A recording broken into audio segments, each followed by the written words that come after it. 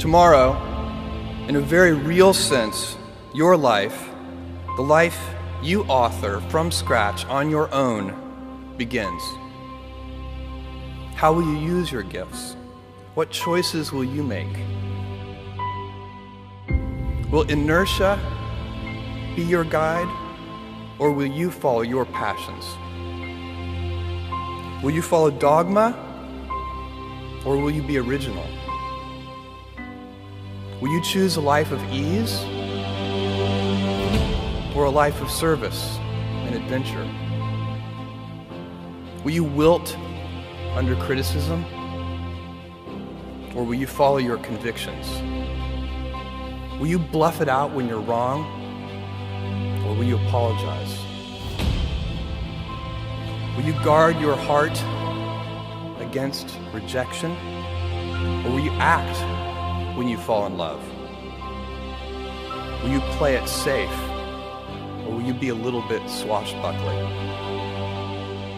When it's tough, will you give up, or will you be relentless? Will you be a cynic, or will you be a builder? Will you be clever at the expense of others, or will you be kind?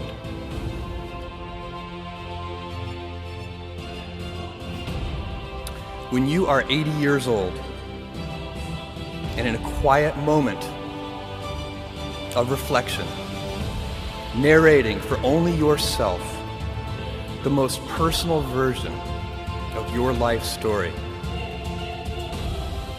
the telling that will be most compact and meaningful will be the series of choices you have made. In the end, we are our choices. Build yourself a great story.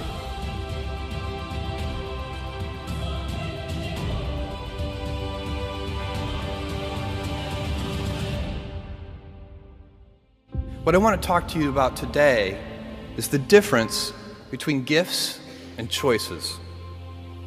Cleverness is a gift. Kindness is a choice. Gifts are easy. They're given after all. Choices can be hard. You can seduce yourself with your gifts if you're not careful, and if you do, it'll probably be to the detriment of your choices.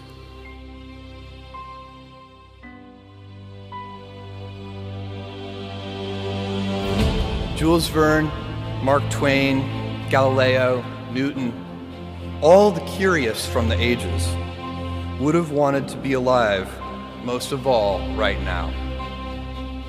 As a civilization, we will have so many gifts, just as you as individuals have so many individual gifts as you sit before me. How will you use these gifts? And will you take pride in your gifts or pride in your choices?